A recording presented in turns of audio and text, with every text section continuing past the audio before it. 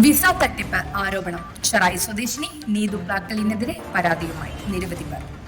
വിദേശ തൊഴിൽ വിസ വാഗ്ദാനം ചെയ്ത് പണം കൈപ്പറ്റി തട്ടിപ്പ് നടത്തിയെന്നാരോപിച്ച് ചെറായി സ്വദേശിനി നീതു പ്രാക്കലിനെതിരെ നിരവധി പേർ രംഗത്തെത്തി. വിസ ലഭ്യമാക്കാമെന്ന് വിശ്വസിപ്പിച്ച് 50ഓളം പേരിൽ നിന്ന് പണം വാങ്ങിയതായി പരാതിക്കാർ ആരോപിക്കുന്നു. സംഭവത്തിൽ പ്രതിഷേധിച്ച് പരാതിക്കാർ നീതു പ്രാക്കലിന്റെ ചെറായിലെ വസതിയിലേക്ക് പ്രതിഷേധ പ്രകടനം സംഘടിപ്പിച്ചു. നിരവധി പേർ വീടിന് മുന്നിൽ തടിച്ചുകൂടി പ്രതിഷേധം രേഖപ്പെടുത്തി. പണം നൽകിയിട്ടും വിസ ലഭ്യമാക്കാതിരിക്കുകയും തുക തിരികെ ലഭിക്കാതിരിക്കുകയും ചെയ്തതോടെയാണ് പരാതിയുമായി മുന്നോട്ട് വന്നതെന്ന് ഇവർ പറയുന്നു.